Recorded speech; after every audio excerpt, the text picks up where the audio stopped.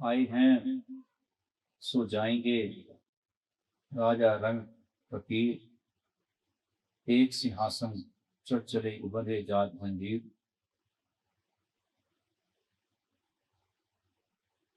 महापुरुष संतजन जिस दृष्टि से जन्म, मरण और सबसे महत्वपूर्ण चीज जीवन, इन्हें देखते हैं, वो दृष्टि बहुत सौभाग्य की, बहुत ऊंची। जो मरण की बात है, संत जन उसे भी विभिन्न स्थितियों के हिसाब से देखते हैं।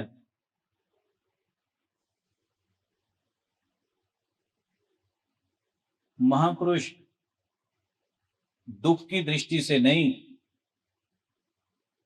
दुख के नापतोल से नहीं, महापुरुष इस दृष्टि से देखते हैं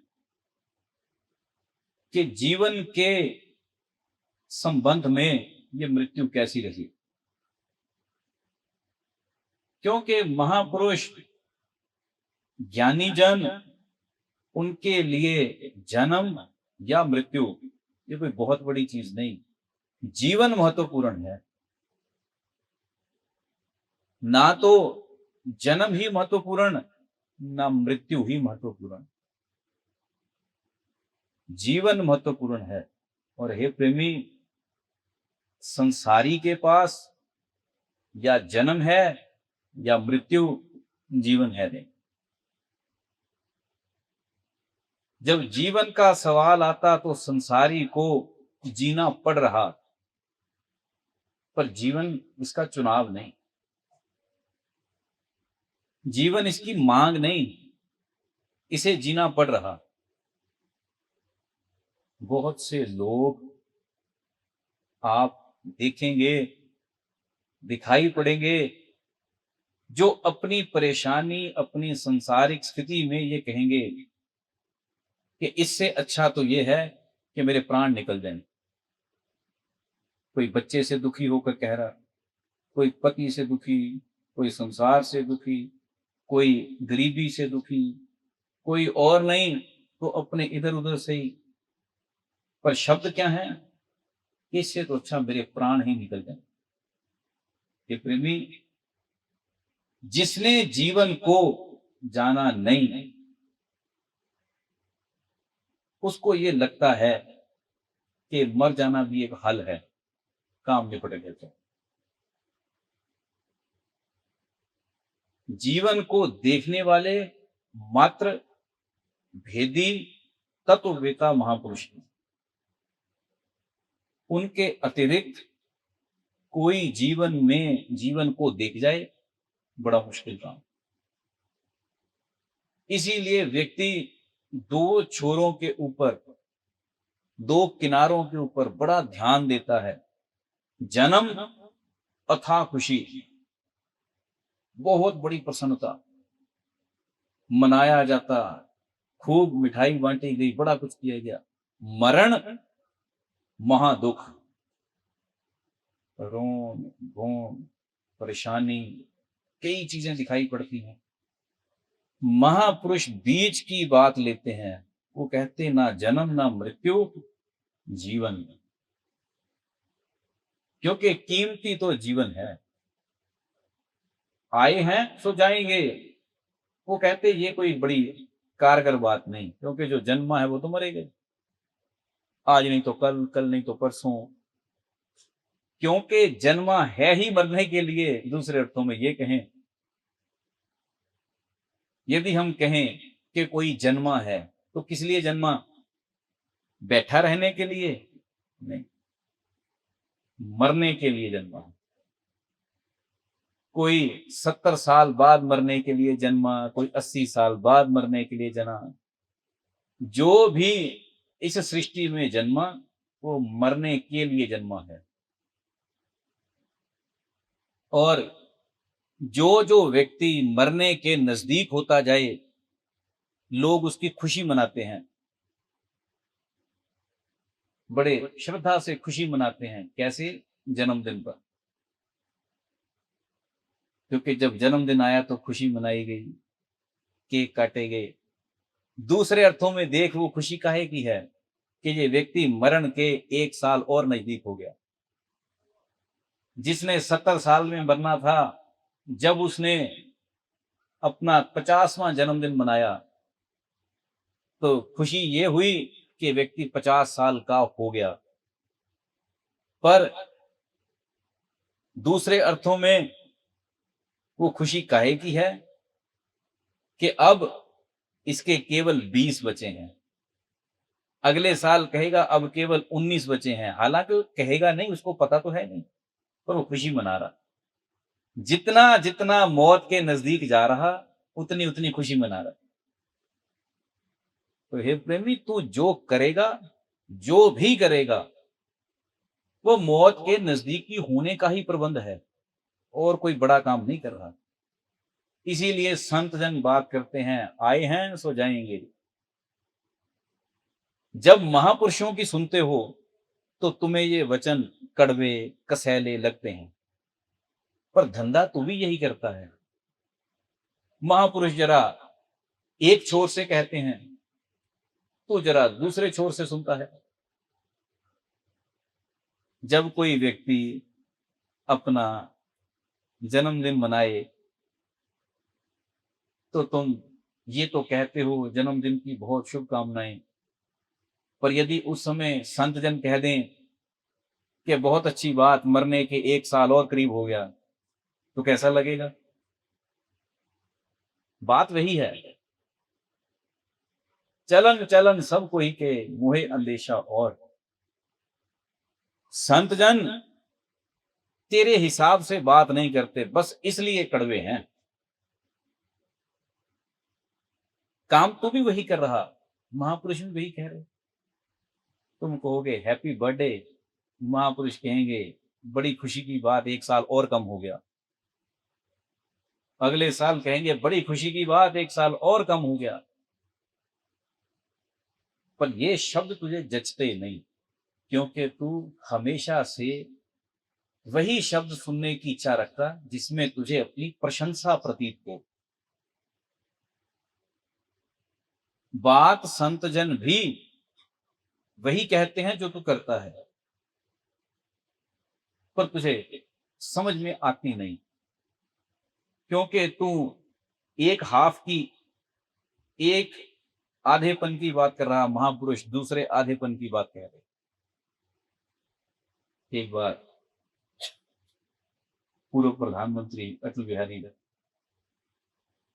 संसद में बोलते बोलते उन्होंने एक बात कही। कहते कि कांग्रेस के आधे सदस्य पागल हैं। अब कांग्रेस वाले खड़े हो गए, चिल्लाने लगे, कहते अपने शब्द वापस लो। वाजपेयी कहते हाँ ठीक है, कांग्रेस के आधे सदस्य पागल नहीं हैं। बात तो वही रही। हे प्रेमी, महापुरुष इतना ही कहते हैं। यदि वो कह रहे हैं आधे पागल हैं और कह रहे हैं आधे पागल नहीं है, अर्थ एक ही है। तो कहेगा जन्मदिन की शुभकामनाएं, संत जन कहेंगे 1 साल और घट गया। अंतर क्या है? पर तुझे संतों के वचन कड़वे लगते हैं, कसैले लगते हैं, चुभते हैं, क्योंकि तू प्रशंसा का आदि, महापुरुष सत्य के स्नेही। इसीलिए तुझे लगता है कि तेरी उनके साथ जमेगी नहीं। पर ध्यान रखना, जो सत्य कह सके उससे बड़ा कोई मित्र नहीं, क्योंकि जिसमें सत्य का साहस है, उससे ज्यादा बड़ी मित्रता और कौन निभाएगा। सच ही तो है जिसको प्रत्येक व्यक्ति छुपाएगा। महापुरुष कहते हैं, जब संत जन कहें आए हैं सो जाएंगे, राजा रंग फकीर, इसमें उनकी कड़वाहट झलकेगी कि इनको तो कोई फर्क ही नहीं पड़ रहा, इनको तो कोई प्रभाव ही नहीं, मरने वाला मर गया और ये कह रहे हैं आए हैं सो जाएंगे। ये प्रेमी वास्तविकता है। काहे का प्रभाव वास्तविकता है। कीमती चीज तो जीवन थी। जिसने जीवन को जी लिया, मजा तो उसने किया। तुम्हारे पल्ले क्या बचा? या जन्म की खुशी या रोने का दुख। एक फकीर थे, मौनी फकीर, चुप रहने वाले। जहां कहीं नगर में आसपास कोई मृत्यु हो जाए और यदि कोई जान पहचान का है, भजन भक्ति वाला है, तो वो वहां पहुंच जाया करते थे। जब तक व्यक्ति का संस्कार ना हो जाए, उन्होंने वहां नाचते रहना। तो लोग उन्हें पगला बाबा या कुछ ऐसे शब्दों से संबोधित करते थे। कहते थे है तो फकीर पर है मूर्ख आदमी, पागल है। लोगों के घर में मृत्यु होती है और ये नाचता है। तो वो पगला बाबा क्या कहा करते थे?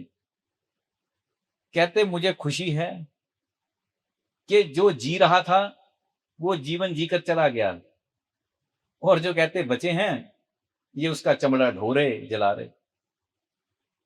वो प्रेमी कहां जचेंगे फकीर जब कोई ऐसी बात कहेगा। किस हृदय को अच्छे लगेंगे? वो तो चुभेंगे। फकीर कहते थे जो जी रहा था वो चला गया, वो तो निकल गया, और ये जो पीछे बचे हैं ये चमड़ा ढोएंगे, चमड़े को जलाएंगे, चमड़े के क्रिया कर्म और पता नहीं क्या क्या करेंगे। जो जी रहा था वो चला गया। और कहते जीने वाले की जय, कि जिसने जी लिया उसकी जय है, वो तो आनंद में है। गुरु महाराज उसको कहा करते थे, कहते जिसने ढंग से जी लिया, गुरु आज्ञा में जी गया, उसके लिए गुरु लोक है। तो हे प्रेमी, संतों के लिए जीवन अनमोल है, जन्म या मृत्यु नहीं। जन्म और मृत्यु को तुम अपनी दृष्टि से बड़ा महत्वपूर्ण समझते हो, मरण को शायद बहुत ही महत्वपूर्ण समझते हो। उस पर ये करना, ये नहीं करना, ऐसे हो वैसे हो, बड़े विधान। पर जीवन अनमोल है। जब तक उसके ऊपर दृष्टि ना गई, तब तक मिले हुए शरीर का कोई लाभ नहीं। भगवान कृष्ण कितनी उच्च दर्जे की बात कहते हैं। वासांसी जीर्णानि यथा विहाय। भगवान कहते अर्जुन, जैसे कोई व्यक्ति अपने पुराने कपड़े को उतार कर रख दे, ऐसे ही जीवात्मा शरीर को छोड़ देती है और नया शरीर धारण करती है। सुनने में बात कितनी रसीली है, मजेदार। पर हे प्रेमी, कभी विचार करना कि कितनी बार ये शब्द हमने सुने पढ़े हैं, पर क्या तेरी जीवात्मा की ये अनुभूति रही कि वो शरीर को छोड़कर नया शरीर धारण करे? तो इस बात को पढ़े भी जा रहा, फिर जब कोई मरता है दुखी फिर हुए जा रहा। क्या बार बार पढ़ने से दुख कटेगा? नहीं। ये बात पढ़ने की है ही नहीं, ये तो बोध का विषय है। बुद्धि उस स्तर तक अनुभव में हो जाए, बुद्धि उस स्तर तक अनुभव में उतर जाए, बुद्धि उस स्तर तक परमात्मा मय हो जाए कि वो ये अनुभव कर सके कि शरीर तो छोड़ना ही है, कोई बड़ी बात। जिसे अपने में ये अनुभूति आ गई उसके लिए दूसरे की मृत्यु भी फिर वैसी है।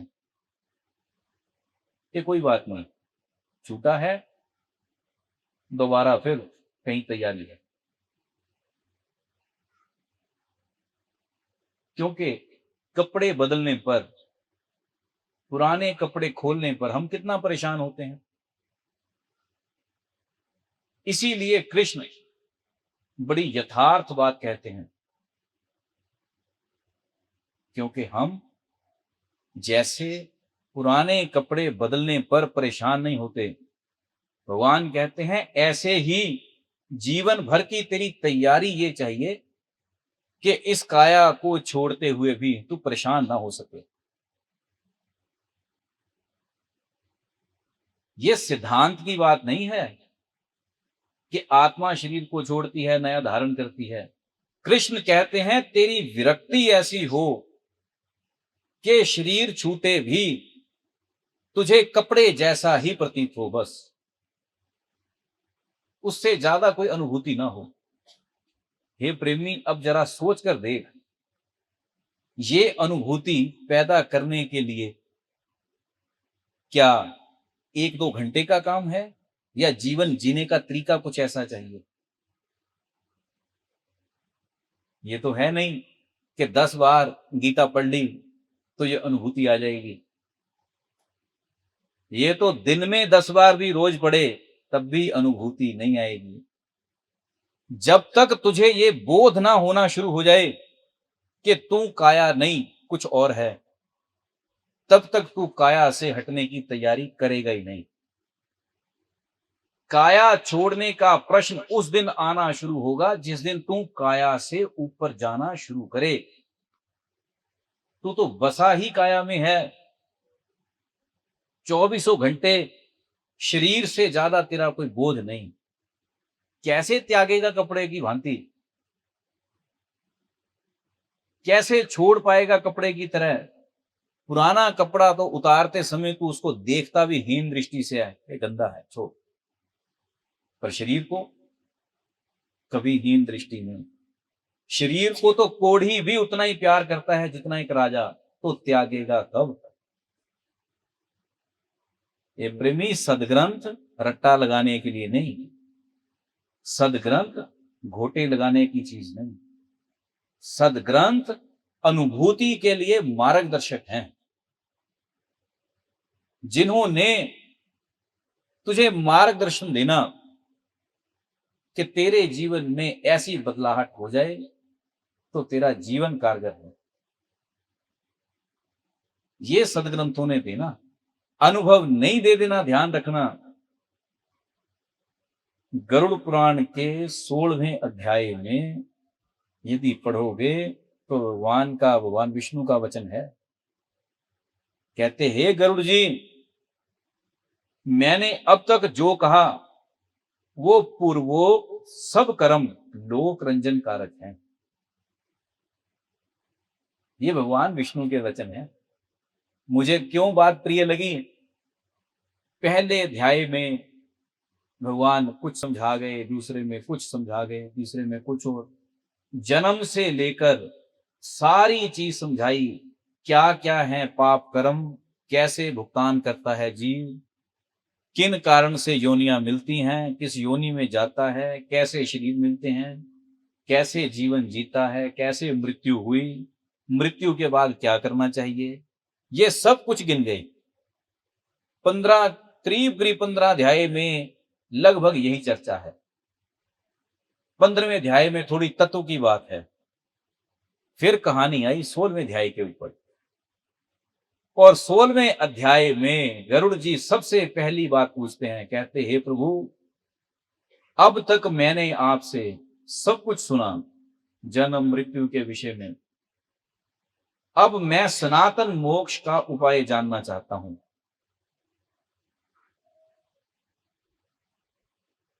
गौर कर इस बात को कि जो गरुड़ पहले सब कुछ जान गए, पूछ गए, अब तक उन्होंने मोक्ष की बात नहीं पूछी। अंत में आकर बात मोक्ष की आई कि अब मैं सनातन मोक्ष का उपाय जानना चाहता हूं। तब के जो भगवान विष्णु के वचन हैं वो कितने अलग हैं। तो भगवान जवाब देना शुरू करते हैं, कहते कि जिस प्रकार यदि बाहर बांबी को पीटने से सांप नहीं मरता, ऐसे ही शरीर के ऊपर किए जाने वाले तप से जप से भीतर बैठा महासर्प मन नहीं मरता। दूसरी बात कहते, गरुड़ जी मैंने अब तक जो जो समझाया, जन्म के विषय में, पाप कर्म के विषय में, योनियों के विषय में, मरे हुए के लिए क्या पिंडदान, क्या श्राद्ध, जो जो कुछ कहा, यदि सनातन मोक्ष की बात कहूं तो उसके लिए ये सब कर्म लोक रंजन कारक हैं। इनका, इन सब कर्मों का मोक्ष से कोई लेना देना नहीं, क्योंकि जहां कहानी मोक्ष की शुरू हुई वहां कर्म छोटे पड़े। इसी बात को भगवान कृष्ण गीता में कह गए कि जीवात्मा पुराने शरीर को छोड़कर नए को धारण करती है। ये उस विधि की बात है, क्योंकि सुनने में बात लगती है कि पुराने को आत्मा ने छोड़ दिया, नए को धारण कर लिया, पर कृष्ण वैज्ञानिक व्यक्ति हैं। वो ये जानते हैं कि जिसने छोड़ना सीख लिया वो नए में जाएगा नहीं। ये सनातन मोक्ष की बात है। यदि मैं कहूं शरीर छोड़ना, ये प्रेमी, तो कब छोड़ता है शरीर? छोड़ता तो है ही नहीं, तेरे से जबरदस्ती छीना जाता, छोड़ता नहीं कुछ भी। ना छोड़ता ही है, ना छोड़ने की विधि पता है, ना छोड़ने की तैयारी है। तैयारी भी नहीं, तेरे से शरीर छीना जाता, जबरन छीना जाता। कौन व्यक्ति है जो मृत्यु को चाहकर स्वीकार करे और मरण के समय जैसा भगवान कृष्ण कहते हैं वैसे ही अपने को अपने शरीर से भिन्न कर दे? नहीं हो पाता, क्योंकि जीवन भर की तैयारी ही नहीं। जीवन भर इस चीज के लिए किए ही कुछ नहीं। जहां भगवान कहते हैं शरीर छोड़ना, वो एक क्षण का काम नहीं कि उसी समय होगा, तैयारी का सवाल है, लंबी तैयारी की बात है। एक सज्जन थे आर्मी में, तो मैं उनको पूछ रहा था, मैंने कहा आपने सब लोगों को, क्योंकि ब्रिगेडियर थे तो नीचे लगभग काम करने वाले कई, तो मैंने पूछा कि आपने इन सबको लगा रखा है, काम तो कोई है नहीं खास, ये तो आप सुबह कहते हो यहां गड्ढा खोदो, शाम को कहते इसको भर दो, जब काम कुछ खास नहीं तो इनको लगा क्यों रखा? तो वो कहते यदि इनको खाली बिठा दें तो इनके मसल लड़ाई के लिए तैयार ही ना रह जाएंगे। इनकी तैयारी 24 घंटे बनी रहे, बशर्ते लड़ाई 100 साल ना हो।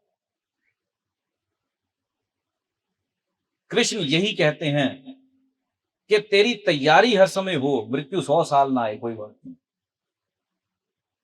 इतना ही समझाना चाहते हैं कृष्ण, तेरी तैयारी हर समय हो। और तुझे ये लगता है कि तैयारी की बजाय 2, 3, 4 किताबें पढ़ें काम हो जाए, कैसे होगा वो? हे प्रेमी, ज्ञान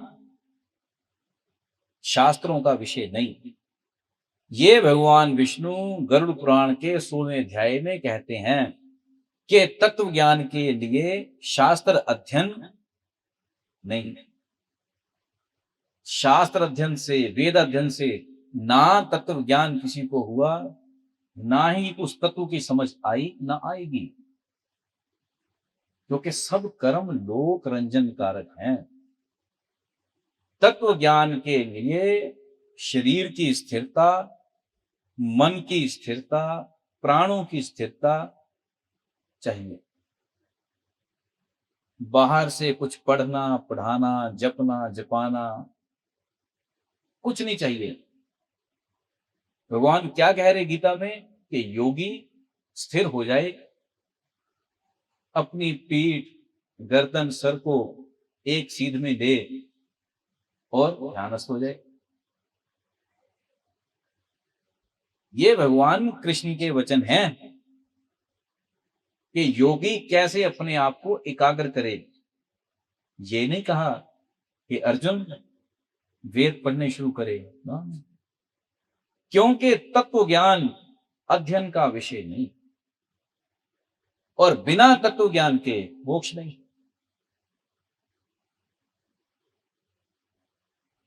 यदि तत्व ज्ञान नहीं, उसके लिए फिर तुझे सारे कर्मों में से निकलना पड़ता, उसके लिए 1 से 15वें अध्याय तक गुजरना पड़ता।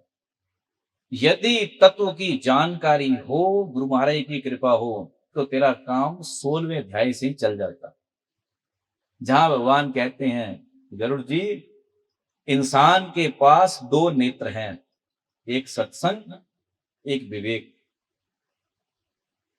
भगवान कहते हैं निर्मलम द्विनयनम, ये 2 निर्मल नेत्र हैं, एक सत्संग का और एक विवेक का। इन दोनों से ही मनुष्य शरीर में तत्व ज्ञान को प्राप्त किया जा सकता है। और गुरु महाराज की कृपा हो, सबसे बड़ी चीज गुरु महाराज की कृपा हो, तेरी श्रद्धा हो, तेरी भजन करने की इच्छा हो, बस बाकी सारे कर्म फिर एक तरफ, तेरा मोक्ष मार्ग एक तरफ। कबीर सारा जीवन काशी में रहे। काशी एक वो स्थान जिसे 7 पुरियों में से पवित्र पुरी गिना जाता, और धारणा है कि यदि कोई व्यक्ति काशी में जाकर प्राण त्यागे तो वो मुक्त हो जाता। अब काशी के थोड़ा दूर एक और जगह पड़ती है, उसे कहा जाता मगहर। मगहर जो जगह है, वो जगह प्रसिद्ध थी किस लिए कि यदि कोई मगहर में आकर मरे तो उसको गधे की जून मिलती। कोई कोई कहता था कि वो नर्क जाता। कबीर सारा जीवन काशी में रहे। जब बात मरण की आई तो कुछ दिन पहले अपने चुनिंदा लोग, सेवक, आज्ञाकारी जो सज्जन थे, वो साथ लिए जाकर मगहर में बैठ गए। अब जो शिष्यगण थे वो देखते हैं, कहते हैं, गुरु महाराज आपका शरीर दिन पर दिन गिरता जा रहा, बुढ़ापा है, तो क्यों ना यदि आप काशी में लौट जाएं, वहीं आपके प्राण निकलें तो ज्यादा अच्छा रहेगा। गुरु महाराज ने कुछ कहा नहीं। तो मगहर में एक स्थान पड़ता है, कोई हाडंब करके कहता, कोई हडम्बा करके कहता, उस जगह बैठ गए। तो जब जाने का दिन था, उससे पहले प्रवचन शुरू किए, करते करते बात क्या बीच में कह दी। कहते कि यदि ईश्वर सर्वोपरि है और उसका भजन सर्वोपरि है, तो उसका भक्त कहीं भी प्राण त्यागे वो मोक्ष का ही अधिकारी है। उसको नहीं अंतर कि वो काशी में मरे या मगहर में मरे। अगले दिन घटना घट गई, पता लगा कबीर चल बसे। अब कबीर चल बसे। इस घटना से उन भक्तों को थोड़ी सी दिक्कत हुई। वो चर्चा करें कि लोग क्या कहेंगे कि कबीर सारा जीवन काशी में रहे, मरते समय मगर में आकर प्राण त्यागे, अब ये तो नरक गए हैं। संयोग से कहा जाता, कहते चलो कोई बात नहीं, अब जो उनका करना है वो तो करना ही है, उनकी देह को संभालते हैं। तो एक बड़ी प्रचलित कहानी है कि जब उनके वस्त्र को हटाया गया तो नीचे से देखा क्या कि वहां तो फूल हैं। ये सुनाई देने में ये चीज ऐसे लगती है कि वहां फूलों की कोई ढेरी होगी, आधी आधी सबने बांट ली, पर यथार्थ कहानी ये नहीं। उस कहानी का अर्थ ये है, वो फूल प्रतीक हैं। वो किस बात के प्रतीक थे कि जो कबीर के बड़े प्यारे शिष्य थे राजा धर्मदास, वो गुरु महाराज की इस स्थिति को देखकर एक पद लिखते हैं, एक भजन कहते हैं। उस भजन में वो क्या कहते हैं, कहते कि लोग मगर में मरने से डरते थे, पर हरि का संत मरे हाडंबे, जिन सगली सेम तराई। कहते ईश्वर का भक्त, ईश्वर का संत, ईश्वर का प्यारा सारा जीवन काशी में रहा और प्राण त्यागे कहां कर, जहां लोग कहते थे कि इससे तो नरक में जाएगा। कबीर कहते यदि ऐसा ही है तो फिर ऐसा ही सही चल, क्योंकि लोगों की धारणा तोड़नी थी, तोड़ दी। और धीरे धीरे वो ऐसी टूटी, अब ये कहा जाता कि जिसको काशी में भी जगह ना मिले वो मगर में जाकर प्राण त्यागे, वो तो सुनिश्चित है कि मोक्ष का अधिकारी है। ये प्रेमी भक्त वो जिसे ईश्वर पर अटूट श्रद्धा विश्वास हो, जिसे भजन की स्थिति का बल हो। वो इस दायरे में ना सोचे कि लोक हित, लोक समाज क्या कहता है, वो ये सोचे कि मैं क्या करूं जो मेरे लिए कल्याणकारी सिद्ध हो। तो जब कबीर उस स्थिति में प्राण त्यागते हैं तो मगर प्रचलित हो गया मोक्ष के लिए। लेकिन धर्मदास ने कुछ पदों में ये बात फिर कही थी, कहते कबीर ना काशी के कारण मुक्त हैं, ना मगहर के कारण मुक्त हैं, कबीर ईश्वर भजन से मुक्त हैं। हे प्रेमी, ईश्वर भजन को समझ, परमात्म भजन की बात है। मुक्ति किसी स्थान से नहीं, नहीं तो जो दुनिया के सबसे बड़े दुष्ट हैं वो सारा जीवन खूब गंदगी मचाएंगे और जब लगेगा बीमार पड़ गए, शरीर ढीला हो गया, तो काशी में ही कोई होटल खरीद कर वहां बैठ जाएंगे। मरना तो है ही है। मुक्ति स्थान नहीं देता, मुक्ति देता परमात्मा का भजन। यही सदग्रंथ तुझे समझाना चाहते हैं कि मुक्ति ईश्वर भजन से है। जब तक ये तथ्य की बात तेरी होश में, तेरी सोची में ना बैठे, तब तक तू छोटे छोटे रास्तों से मुक्ति ढूंढेगा और वो सब रास्ते हैं बेकार। लेकिन तू फिर भी उनमें उलझेगा, क्योंकि तेरी बुद्धि उचित रास्ते को समझती पकड़ती ही नहीं। भगवान कृष्ण बहुत सार बात कहते हैं। कहते हे अर्जुन, आत्मा शरीर छोड़ती है, नया पकड़ती है। और आत्मा का विशेष लक्षण क्या है कि ना ये गीली होती है, ना ये जलती है, ना हवा इसे सुखा सकती है, ना पानी गीला कर सकता, ना शस्त्र इसे काट सकता, ना आग इसे जला सकती।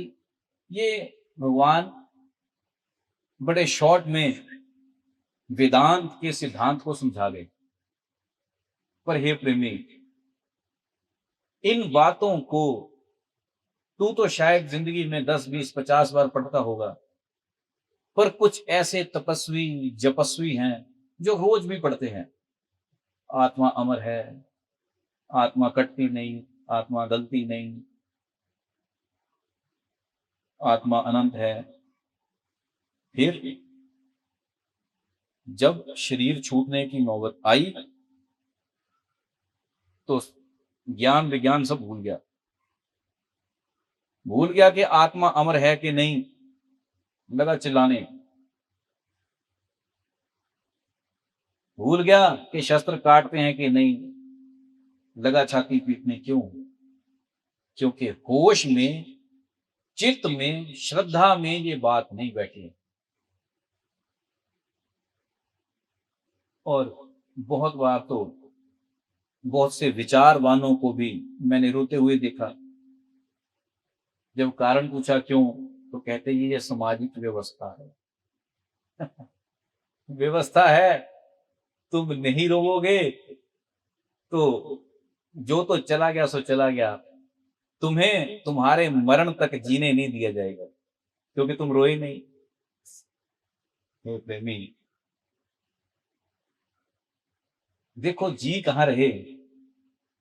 जिसको तो सहज शांत स्वाभाविक रोना आए वो तो रोए, जिसको नहीं आ रहा उसको मजबूर किया जा रहा है कि तू नहीं रोया भाई, तू नहीं रोया, क्यों नहीं रोया तुम।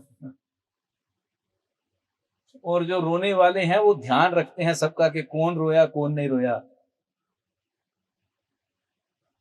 जो ऐसा चित्त है, क्या ये कभी ध्यान को समझेगा? मुश्किल बात। नाक से लेकर चोटी तक टीका लगा लेना, ये परमात्मा का भजन नहीं। लंबे लंबे त्रिकुंड लगा ले, लंबे लंबे केश, 50-50 फुट लंबे बाल रख ले, ये धर्म नहीं। धर्म क्या है? जो भगवान कृष्ण अर्जुन को समझाते हैं। जहां भगवान कहते हैं हे अर्जुन तू मुझे तत्व से जान, मुझे तत्व से जान। ये नहीं कहा हे अर्जुन 50 फुट लंबे केस रख ले, हो गया जंग जीत गया, विजय हो गई ना। तुझे लगता है ऐसा, पर ऐसा है नहीं। भगवान कृष्ण से ज्यादा समझदार समझाने वाला कौन होगा? क्योंकि कबीर कुछ बात कहे तो मैं कहूंगा गरीब आदमी है, छोड़ो उसकी नहीं सुनी। रविदास जी बोले, मैं कहूंगा छोड़ो गरीब आदमी है। अरे कृष्ण तो राजा है, और तू मोहल्ले का राजा हो, गांव का राजा हो, जिले का, उनके तो तू पीछे धूम हिलाता घूमेगा। सत्संग में निमंत्रण मिले तो तेरी पीठ दुखती है, तेरा सिर दुखता है। कहीं एमएलए ने आना हो, चाहे वो पूर्व एमएलए हो, तो पहले जाकर खड़ा हो जाएगा। राजाओं के पीछे तो लालायत है ना। तो कृष्ण राजा हैं, उसकी भी पल्ले नहीं पड़ रही। राम राजा है, राम साधारण आदमी नहीं है, राजा है। यदि उनकी भी पल्ले नहीं पड़ रही तो किसकी सुनेगा?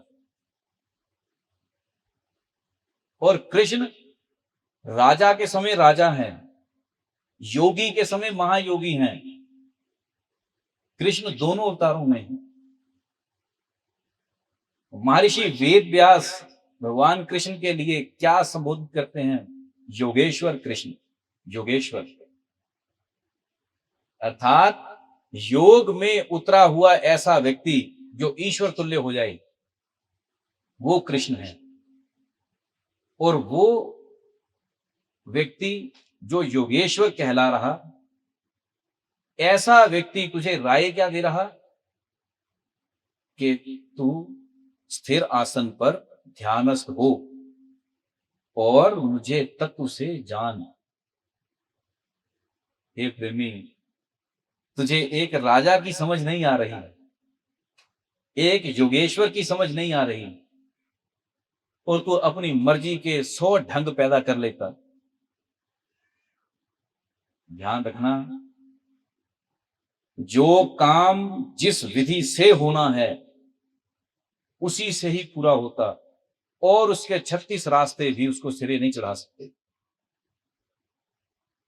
यदि पढ़ाई पढ़ने का विषय है तो पढ़ने का ही है, उसको तुम चीजों से मत मिलाओ कि जिसने पढ़ना है उसको टेबल भी चाहिए, फिर उसको नीचे बिछाने के लिए चादर भी चाहिए, उसको कोई डेस्क भी चाहिए, अब उसको एसी भी चाहिए, सब चीजें चाहिए, पर पढ़ने की श्रद्धा सबसे जरूरी है। श्रद्धा ना तो टेबल से आएगी, ना डेस्क से आएगी, ना ही नीचे बिछी चादर से आएगी। श्रद्धा चित्त की चीज है।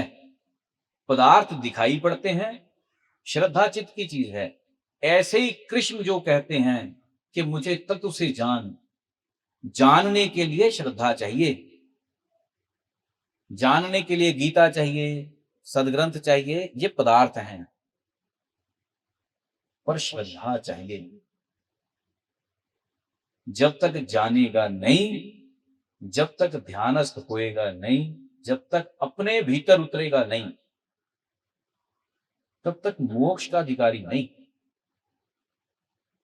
बाकी सब बातें उछली छिछली हैं। बाकी किसी चीज का मोक्ष से, मुक्ति से कोई संबंध नहीं।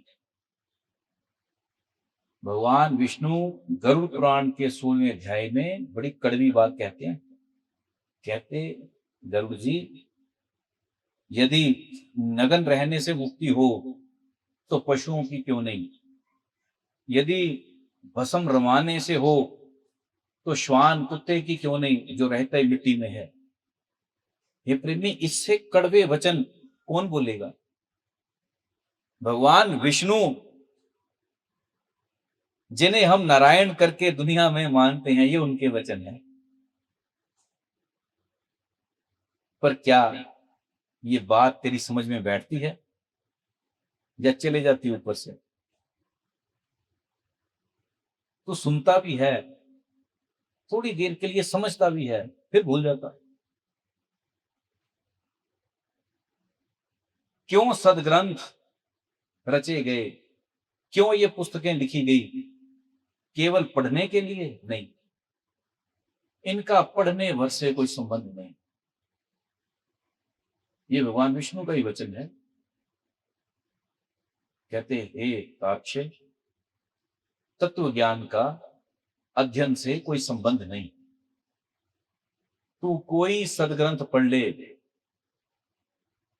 उससे कोई लेन देन नहीं। कोई किताब पढ़ ले, ज्ञान का उससे कोई लेना देना नहीं। ब्रह्म ज्ञान का मात्र संबंध ध्यानस्थ होने से है। यदि भगवान शिव के जीवन पर दृष्टि डालें तो हम क्या पाते हैं? ना तो उनके जीवन में कोई जप, ना तप, ना संध्या, ना पूजन, ना मनन, ना पठन, मात्र है तो ध्यान, मात्र है तो स्थिरता, मात्र है तो श्रद्धा। भगवान के जीवन में, भगवान शिव के जीवन में आप ध्यान के सिवाय कुछ पाएंगे ही नहीं। इसीलिए भगवान शिव को हम महायोगी, परम योगी, दिव्य योगी, अनाहत योगी कहते हैं, क्योंकि उनके जीवन में सिवाय ध्यानस्थ होने के, सिवाय शांति के कुछ नहीं, कुछ नहीं। माता पार्वती भी विचलित होती हैं ये देखकर कि ये किस स्थिति में उतरते हैं कि लंबे समय तक एक टक उसी में ही है। और जो स्थिति माता पार्वती देखती हैं वही माता लक्ष्मी भगवान विष्णु की देखती हैं। ना कोई जप, ना यज्ञ, ना वेद, क्या है? एक तक शांत। लेकिन जब तेरे जीवन का सवाल आए तो तेरे भीतर कभी ये प्रश्न उठता भी नहीं कि जिन्हें मैं शिव, नारायण, विष्णु करके या अन्य रूपों में पूजता मानता हूं, उनकी एक तक स्थिति है क्या? समस्या ये है, शिव जिस समय नेत्र बंद करके बैठे हैं तो उतरे हुए हैं, टिके हुए हैं, शांत हैं। विष्णु जिस समय नेत्र बंद किए हुए हैं, लेटे हैं, तो शांत ध्यानस्थ है। पर जब तू नेत्र बंद करे तो अंधकार है, क्योंकि तुझे तेरे अंधकार के सिवाय और कुछ दिखता नहीं। बिना गुरु महाराज की कृपा के दिखेगा भी नहीं, इसीलिए तो उसी में ही घूमता रहता। जबकि भगवान विष्णु इसी गरुड़ पुराण के 16वें अध्याय में क्या कह गए? कहते वो ईश्वर स्वतः प्रकाश है, स्वयंभू प्रकाश। स्वयंभू अर्थात किसी ने पैदा नहीं करना, और प्रत्येक व्यक्ति माता के गर्भ से लेकर चला। कितने उत्तम उच्च भाग्यों की बात! ये कोई छोटी बात कि हम सब परमात्म नाम को माता के गर्भ से लेकर आए, ये कोई छोटी बात नहीं, बहुत बड़े भाग्यों की बात। श्री राम जी जिस समय अयोध्या आए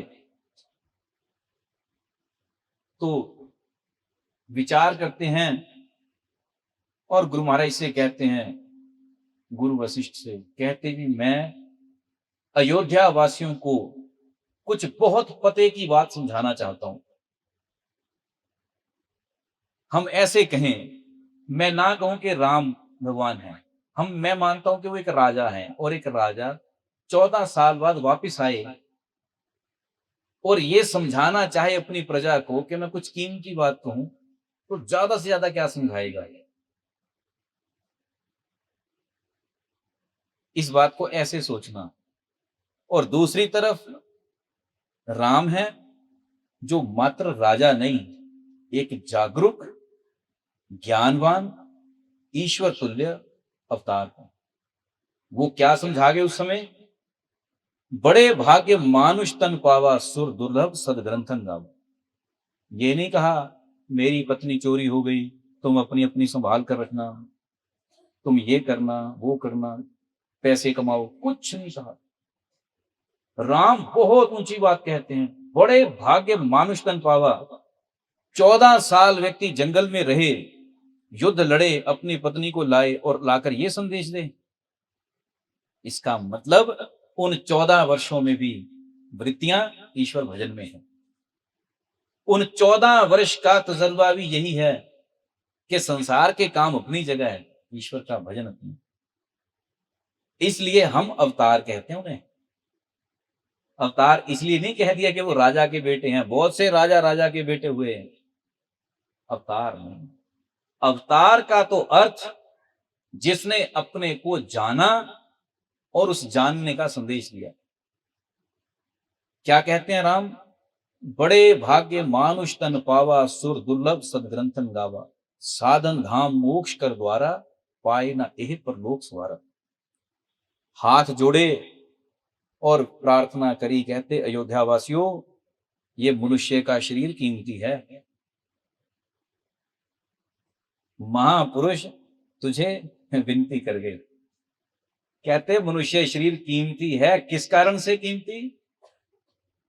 क्यों कहा बड़े भाग्यों से? क्योंकि इस शरीर में तू वो कर सकता जो तू अन्य शरीरों में नहीं कर सकता है, वो भी कीमती। आज के समय में तू शेर होता, तू घोड़ा होता, तो तेरी मनुष्य होने से ज्यादा बाजारी कीमत पड़ सकती थी। इंसान को बेचने जाओ, इंसान बिक जाते हैं सस्ते में, पर घोड़े की कीमत कभी बाजार में सुनकर देखना घोड़े की कीमत क्या है। अरबी घोड़ा 50 लाख, 1 करोड़, 10 करोड़ तक ऐसे बिकते हैं। पैसे के हिसाब से उनकी कीमत है, पर श्री राम के हिसाब से जो तेरी कीमत है वो किसी और कारण से है। बड़े भाग्य मानुष तन पावा, सुर दुर्लभ सदग्रंथन गावा। सदग्रंथ कहते हैं कि तेरा शरीर कीमती है। क्यों? क्योंकि साधन धाम, ये सार बात है, इसको लिखकर जेब में डाल ले, इसलिए तू कीमती है। साधन धाम, साधना का धाम है ये शरीर, बाकी कुछ नहीं इसमें। ना तो इसमें से कुछ ऐसी खास प्राप्तियां तेरी हैं कि तू बहुत कीमती हो जाए, और वैसे भी पॉपुलेशन एक्सप्लोजन इतना हो गया कि मनुष्यता से डरी हुई है, भीड़ बहुत बढ़ती जा रही। ये चीजें मनुष्य की सब परेशानी देने की हैं। पर श्री राम कहते हैं साधन धाम, ये शरीर साधना का धाम है, यही कीमत है इसकी। क्योंकि जो साधना इस शरीर में हो सकती है, वो साधना ना तो शेर, कुत्ते, घोड़े, बिल्लियां बनकर हो, ना देवता बनकर होगी, ये भी ध्यान रखना। ये श्री राम जी के वचन हैं, मैं नहीं कह रहा हूं। बड़े भाग्य मानुष तन पावा, सुर दुर्लभ, देवताओं को दुर्लभ है ये शरीर। देवता इसकी जांचना करते हैं। क्यों करते हैं? क्योंकि इस शरीर में तू कर्म प्रधान है। देवताओं के पास शरीर नहीं, मात्र ऊर्जा है। तेरे पास ऊर्जा भी है, ऊर्जा को खर्चने के लिए शरीर भी है। देवताओं के पास ऊर्जा तो है, पर खर्च करने का शरीर नहीं। इसीलिए बहुत सी ऐसी घटनाएं होती हैं जब देवता कभी प्रविष्ट होते हैं तो किसी व्यक्ति में प्रवेश करते हैं, क्योंकि अपना शरीर तो है नहीं, रचा जा नहीं सकता। और श्री राम समझा रहे कि ये शरीर देवताओं को दुर्लभ है। कभी सोच कर देख, क्या श्री राम के ये वचन तेरे चित्त में कभी गूंजे? कभी तुझे ये विचार आया कि यार मेरा शरीर इतना कीमती है, मैंने इससे क्या पाया? तो तुम पाओगे नहीं। सब ख्याल ऊपर से निकल गए। जन्म की खुशियां मना ली, मरण का दुख मना लिया, होश नहीं आई। विचार कभी खुले नहीं कि कैसे हम कीमती हैं। श्री राम क्या कह रहे? साधना का धाम। जिस व्यक्ति के लिए हम लोग आज एकत्रित हुए, कम से कम उसके जीवन में ये साधना का प्रण था, जिस कारण से मृत्यु के 17वें 18वें दिन ही इकट्ठे हो गए। ये उस प्रण के कारण आज की सभा है। लोक मत ये है, 1 महीने तक कुछ ऐसा कार्यक्रम ना करो, 5 महीने ना करो, कोई कहता 6 महीने ना करो, कोई कहता 1 साल ना करो। पर ये राय किनकी है? जिन्होंने कभी टिक कर एक जगह बैठना नहीं, ईश्वर का भजन तो बड़ी दूर की बात, ये उनकी राय है। जिसके जीवन में सिवाय बैठक के दिन की शुरुआत किसी और ढंग से हुई ही नहीं, उसको तुम इससे बड़ी श्रद्धांजलि क्या दोगे? ये इस कारण से 18वें दिन ही ये प्रबंध किया गया है कि बाकी तो सब कुछ कर लो, तुम कहो कि उसके नाम पर हम दान कर दें, दान कर लो। तुम कहो उसके नाम पर हम गौदान कर दें, जो करना उसके नाम पर होगा। ना तो वो लेने बैठा, ना उसको इन पदार्थों की जरूरत। शरीर छूटा, तत्व गया। शरीर तुम्हारे पास, तत्व जिसका था उसके पास। इसीलिए तो पगला बाबा कहते थे, कहते जीने वाला चला गया, जो पीछे बच गए ये चमड़ा ढोएंगे। अब लोग उसे पागल कहते हैं। तो हे प्रेमी, कबीर एक बात कहते थे, संत मरे क्या रोइए, जो घर अपन जाए। रोइए साकट बपुरे, जो हाटो हाट बिकाए। कहते वृत्ति संतता की हो, भक्त चित हो, ऐसा व्यक्ति मरे तो उसका रोने का कोई सवाल नहीं। उसको क्यों रोना है? क्योंकि वो गया अपने घर में। रोना तो उस मूर्ख मनमत को रो जो मरेगा और हाथों हाथ बिकेगा।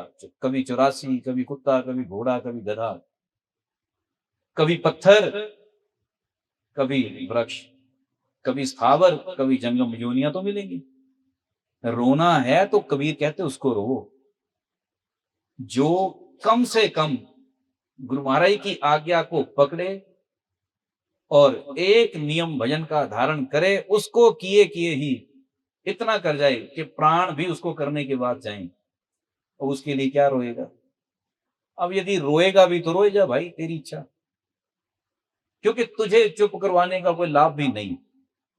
जिसने जीना था वो तो किया, अब रोएगा।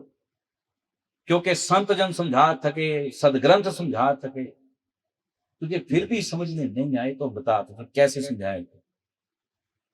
संत जन कहते हैं आए हैं सो जाएंगे, राजा रंग फकीर, एक सिंहासन चढ़ चले एक बंदे जात संजीव। मरते तो सब हैं। साधुओं ने रजिस्ट्री तो कर नहीं रखी कि वो ना मरेंगे, वो भी मरेंगे। राजा, गृहस्थी, फकीर, योगी, सन्यासी सब मरेंगे। जैसे मैं अक्सर कहता हूं कि पैदा ही मरने के लिए हुए हैं, और काहे के लिए पैदा हुए? मरने के लिए। कोई कहता मैंने आज मरना, कोई कहता कल मरना, कोई कहता नहीं 90 साल के बाद मरना है। ठीक है भाई, तू 90 के बाद मर, पर मरेगा। ध्यान रखना, मरेगा, तू मरने के लिए पैदा हुआ। हाँ, जब तक तेरा मरण नहीं आया उससे पहले कुछ ऐसा कर जो श्री राम कह गए, साधन धाम मोक्ष कर द्वारा। ये साधना का धाम मोक्ष का द्वार है। ये शरीर साधना का धाम। पाए ना यही परलोक सवारा, तू परलोक भी सवार सकता। परलोक का मतलब ये नहीं कि वो आकाश में कोई बैठा है। परलोक महापुरुषों की दृष्टि से परलोक तेरी शून्यता है। जिस दिन किसी के प्राण अपने कपाल में प्रवेश कर जाएं, उसको ना लोक की चिंता ना परलोक की चिंता। कहते हैं फकीर, कहते हैं श्री राम परलोक सवारा। पर हे प्रेमी, यदि तेरे प्राण तेरे कपाल में प्रवेशित हो जाएं, तेरे जीवन में योग सध जाए, तो तुझे किसी के द्वारा दी जा सकने वाली मोक्ष स्थिति की कोई जरूरत नहीं। नहीं तो सदग्रंथों को देख, तेरे सदग्रंथ भी समझाते हैं यदि तू परमात्म भजन करे तो तुझे फिर ये नहीं रहेगा कि तेरे लिए पुत्र पानी दे, 1 साल तक गाय को रोटी दे, ये करे। हे प्रेमी, यदि यही सब कुछ मोक्ष का कारण बने तो परमात्म भजन का फायदा ही क्या? फिर क्या करेगा ईश्वर भजन से?